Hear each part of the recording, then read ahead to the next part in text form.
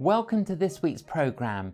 My guest is Alanzo Paul, an apologist with the Oxford Centre for Christian Apologetics.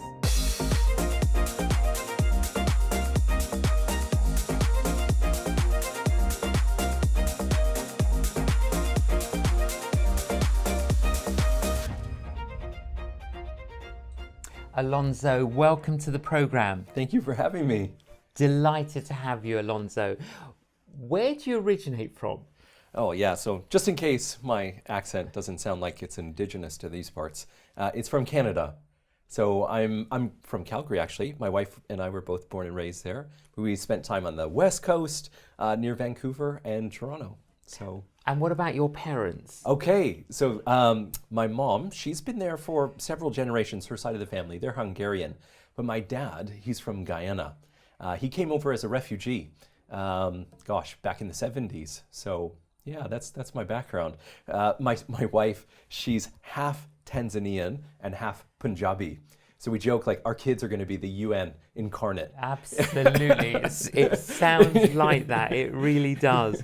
Now, growing up, did you have any religious faith, Christian faith? Nominally. So I grew up in a nominally Catholic home to the extent that we went to church on Christmas and Easter, and it was just in case there's a big guy up there.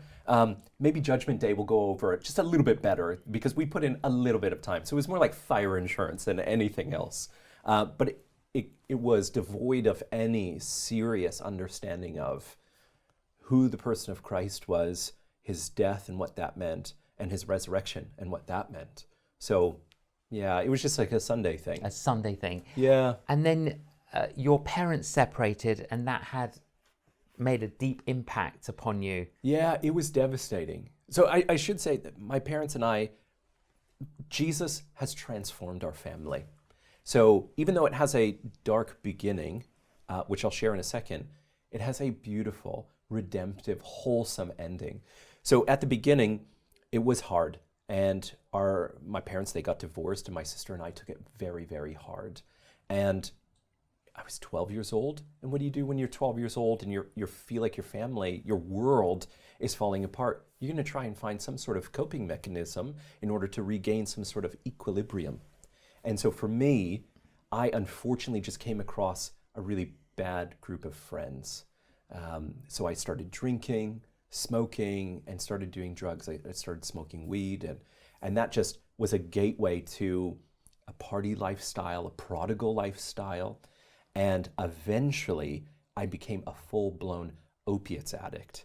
I don't know if you know what opiates are, but Percocets, Oxycontin, morphine, that sort of thing. So I was in a really, really dark place. So you were taking the lot, really, and you spiraled. Oh, very quickly. And so I spiraled, and I spiraled even further, actually. So when I was about 20, maybe 21, a group of guys and I opened up a hip-hop clothing store. So these guys had opened it up, and I came along. I'm interested in business, so I want to help them, and I'm also a drug addict. And these guys are drug dealers. So it was a hip-hop clothing store that was a front for selling crack cocaine. And so these were tough guys. These weren't your Bible study crew. No. You know what I mean? And so, these are people beyond the fringe. yeah, man. And I was so enslaved by addiction that I remember I'd have my morning coffee and I would be crushing up a rail and snorting a rail off the cash register in the morning. So I was in some serious bondage, unbeknownst to me. And everything changed when a particular event happened. Yes. So this, in retrospect, this was a grace from God. I was at a reggae night. So again, I'm Caribbean, Guyanese. And so a friend of mine and I, we went out to the reggae club and we were doing opiates and cocaine and smoking weed and all of those sorts of things. And we got back to his house, maybe 4 a.m. And when we got there, I fell asleep on the couch, but he had what they call a drug-induced schizophrenic episode. So he heard voices say to him, "You need to chop off Alonzo's head." And so as I'm sleeping, he proceeded to try. He took a blade of some sort and didn't get a good look. I wasn't going to stay around for a long time to get a good look at it. But he got me, and this is by the grace of God. He hit me right in the back on this bone back here. So I was about an inch away, J.John. Yes. From bleeding out on the sofa on the spot. So I woke up, obviously, after I got hit, pushed him off of me, and got out of the house and got myself to a hospital. He hit me so hard that I bled internally in my brain for 3 days. And the 3 days provided 3 days of sober reflection of, mate, you're probably not going down a good path in life. And that, I think this was the beginning of God, by his sheer grace and mercy, beginning to redirect the ship of my life into a more positive direction. Yeah, that experience almost, you came to your senses. Yes. And just kind of woke up. Yes, exactly. And at the same time, your sister had become a Christian and started going to church. Yeah, she got out of a nasty relationship, really abusive. And it was the church that welcomed her in and just supported her and loved her. And my mom was great. She was there too and supporting her. But we all seen this ontological transformation, this deep transformation. The only way that I could articulate it back then was, she looks happy. And isn't that what we're all after, you know? But she looks different. And if I could get some of that, maybe I'd be all right. So she invites me to church, and I go there, and this was for the very first time I hear Jesus of Nazareth properly explained, and felt like, gosh, I had been lied to my entire life. No one told me that this is who Jesus is. Jesus who welcomed and gathered and was a magnet for people that were just as broken as me. And I had this other Guyanese guy used to pick me up from my house. I'd smoke my joint. He'd be, hey, I'm outside. He'd pick me up and just faithfully brought me to church for months, and then would drive me home. And I remember during that time just sobbing, J.John. Tough guy on the outside, tattooed up, drugs, bad people, sobbing like a baby hearing about Jesus. And after a few months of that, the pastor said, who wants to commit to following Jesus Christ? And I said, I want that desperately. I want forgiveness from sin. No one needed to water that down or convince me that it's something else. I knew it. And then I wanted God's love. I wanted that same love that I seen him extend to the woman at the well, or the woman caught in adultery, or the tax collectors, or Zacchaeus, or any of those. And that he got me, it changed my life. You experienced that. So you experience forgiveness, you experience cleansing. Deeply. Healing. Deeply. What happened about the drug addiction? So the drug addiction from the opiates, that went away immediately. I don't know, I can't explain it. It was just a miraculous, divine intervention. Sometimes we see that in the Gospels where people get this intervention from Jesus. It's a foretaste of things to come, the kingdom to come. And Jesus did that for me. So no kind of rehabilitation, desire, no thirst for it. Nothing. The addiction went. Now, I was still smoking weed. And so there was a little bit there that I needed to learn how to walk and follow Jesus Christ. And that meant learning what it meant to sacrifice and have self-control and to do life in a community that held me accountable and how to be transparent. And it was a grace that he didn't wipe away everything, but there were some that I needed to build my muscles in my walk with Christ and learn how to depend on him and trust him. And he proved himself so faithful during that time. And it was about a year or so, and then I was done. And then got that out of your system. Yeah. So you were ransomed, healed, restored, forgiven. Yes. And it transformed your life. Yeah. Set you free from the past. Yes. And entered this new future. Yeah. And who would have guessed what he was going to call me to do? Which he calls all of us to do, in fact. And it was, for me, it was reaching young people. So we're all called by the Master, the Creator and Redeemer, to fulfill the Great Commission, to go out into the world and make disciples. For me, and my little particular spot in God's will was youth. And I'm telling you the truth, J.John, I was so terrified the very first year, maybe even a year and a half that I did youth ministry. I did not speak to a single young person. Stayed on the side. I made sure to clean up and stuff, but I was terrified. I thought these Christians, they're so amazing. They're so up here and I'm so down here. And eventually through community, they were able to combat some of this really negative thinking that I was having. And then one day, one youth leader introduced me to one young person, and I was, wow, I really love doing this. I can make an impact here. And then eventually, it was my wife, actually, Khadija, whom I love with all my heart. She's amazing. She was the one that gave me my very first speaking opportunity to speak to a group of young people.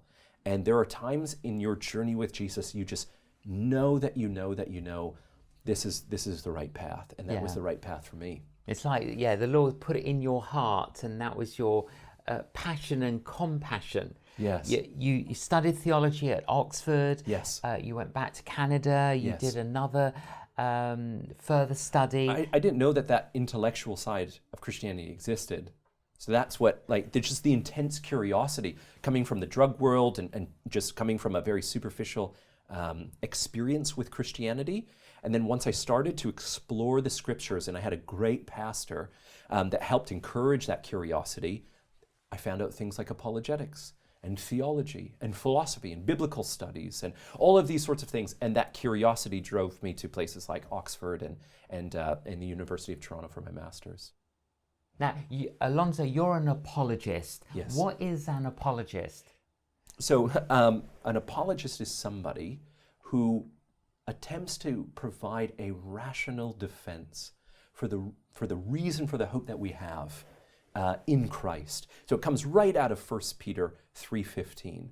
And we are commended to do this with gentleness and respect. This is across the board for everyone.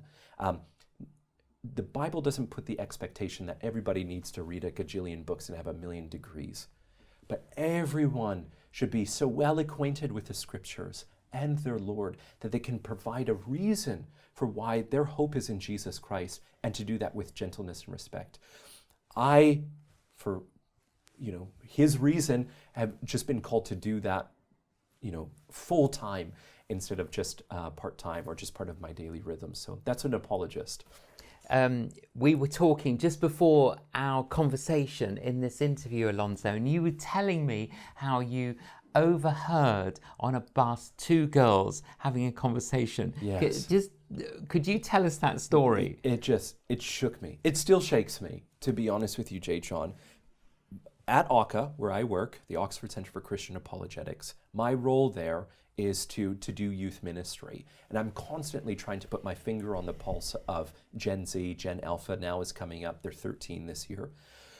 And I had this experience coming home from the gym on the bus. I have my gym clothes on, so I'm a background character. I'm not an apologist, And I get to hear their conversation. They're about 15 years old.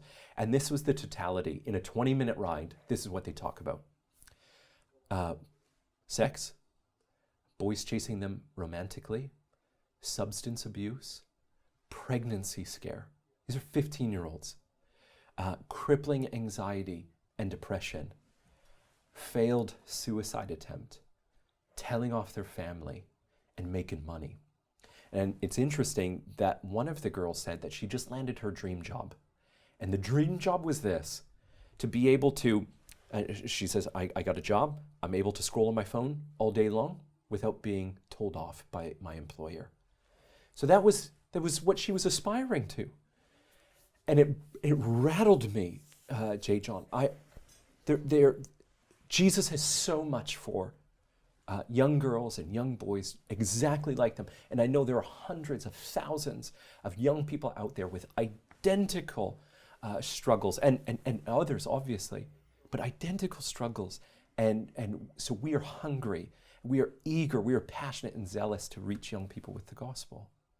But in a 20-minute bus journey, that conversation about so many things, the truth is that we're all broken, and we're in a broken world with broken people, and only the broken body of Jesus can heal people. Yes. And so the task of the church, of all of us, apologists, evangelists, is how do we convey and communicate that?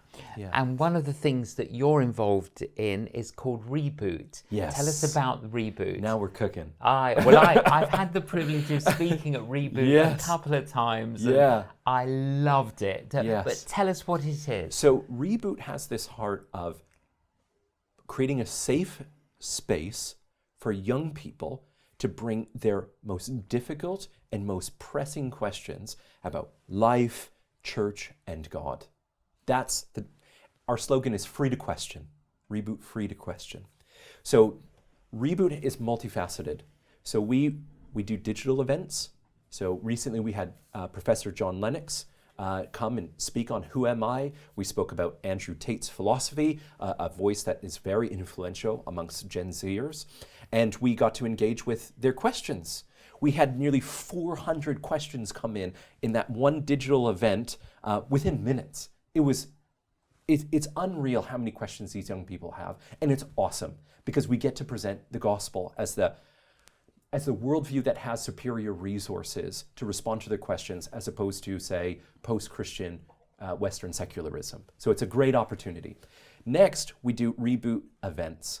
So we do local, where we get to collaborate with the pastors on the ground level. We ask them, hey, what are your kids' top questions? Because, well, your youth might be different than, say, youth over here, or youth up there, or youth down here.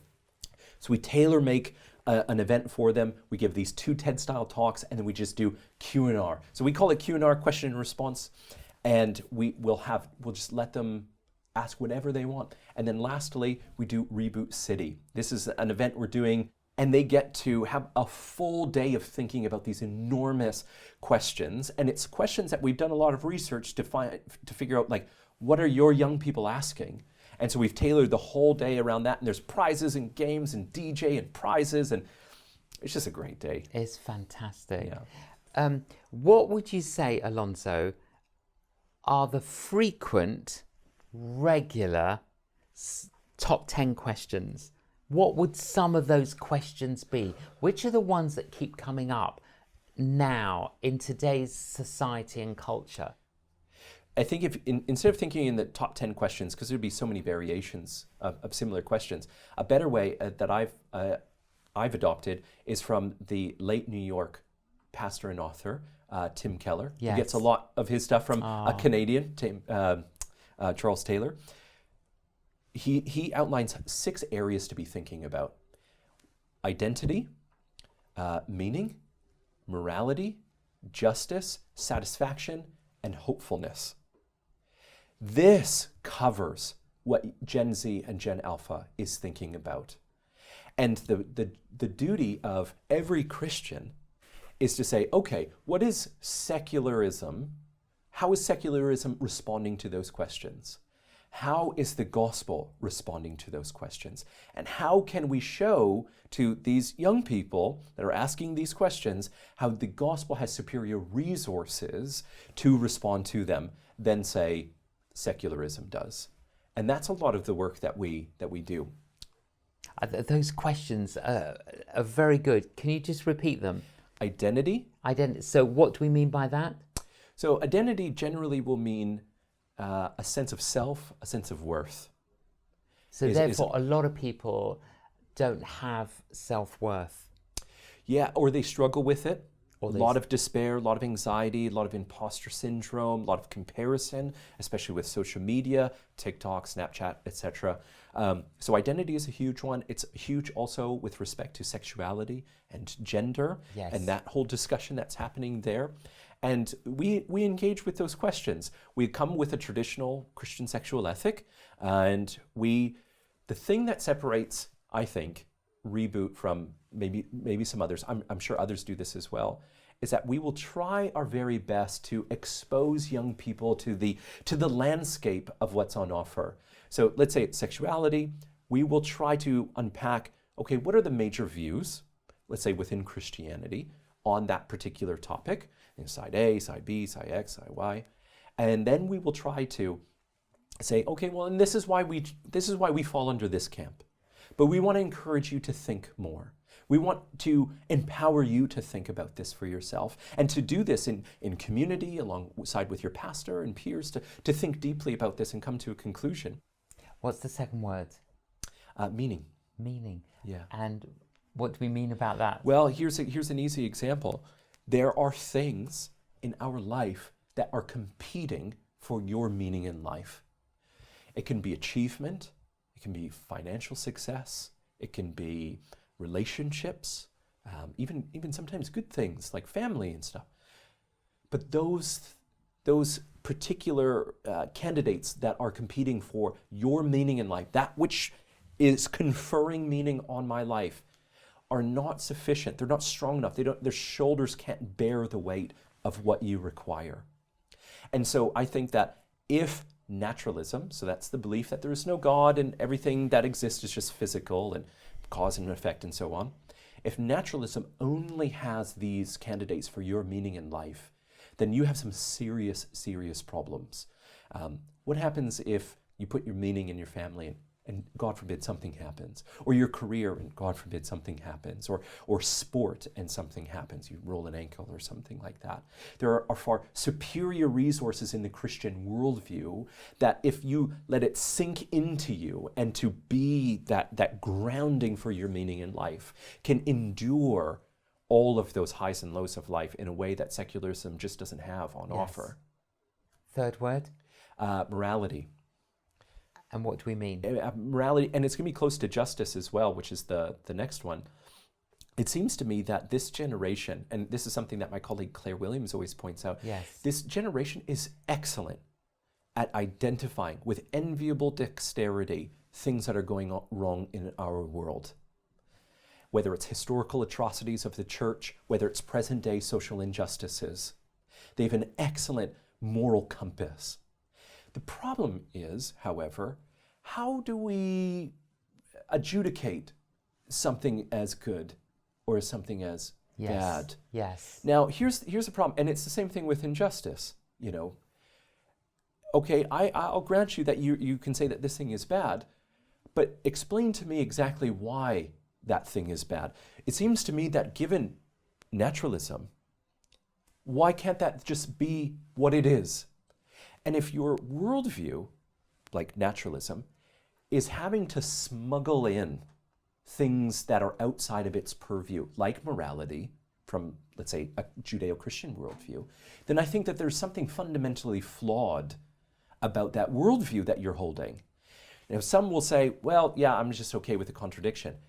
At which point, Claire and I will generally say, like, okay, well, we're just going to let you sit on that, as long as you acknowledge that there's no objective reason why you can make these sorts of moral judgments. Hey, then that's up to you, man. But if you see that your worldview is consistently borrowing from other worldviews, then that gives you cause for deep consideration and critical thinking that your worldview might be bankrupt. Fascinating words, Alonzo. How many remaining words are there? Satisfaction and hopefulness. Right, so go on. So satisfaction, I'm thinking of Mick Jagger. I can't get no satisfaction. Go on. I'm thinking of Andrew Tate. Yes. He's so popular right now. He's been so dangerous with a lot of his rhetoric towards women and girls and so on. And I think we should all be thinking, not just passively ingesting content from online. We need to be critically thinking about these sorts of things. But the narrative that come out from influencers like him is, a certain level of achievement, a certain level of success, a certain level of relationships, a certain level of whatever. That's where you're going to get your satisfaction in. And so expend your whole life to get these sorts of things, because the satisfaction's promised over here. And the reality is, for so many of us, we've achieved things like getting an education or getting a family or marrying the love of your life and so on. And they're deeply satisfying, but they don't get down to the core of you. And I know satisfaction, as a drug addict, you're just chasing satisfaction. Yeah. Whereas where Jesus, he says to the woman at the well, the Samaritan woman, he says, give me a drink. And what I think that Jesus is saying when he's having this dialogue with her is, you're using something to satisfy your thirst. And it's not, you need to keep coming back. Give it to me. And he's not just doing it to be a jerk. Jesus is a really nice guy. He's saying, give this to me so I can give you living water, so I can give you actual satisfaction that only increases, only amplifies as it sinks down deeper and as you get closer and closer to him. And it's the same thing, or a similar thing with hopefulness. Secularism, post-Christian Western secularism, doesn't have a hope. If it does, then it's going to be human progress. And sorry if I'm just a bit skeptical of human progress and its promise of utopia. Real hope in the Christian worldview doesn't come from this, this possible, maybe, utopia vision of human progress. It's grounded in history. It's grounded in the resurrection, the death and resurrection of Jesus Christ. Absolutely. It's as sure as the temple, as the tomb is empty. Absolutely. And that's something that you can dig your heels in, you can plant yourself in. Tim Keller has this great quote. He says, the more that truths like that from the gospel sink into your heart, the more of an unsinkable person you become. Yeah.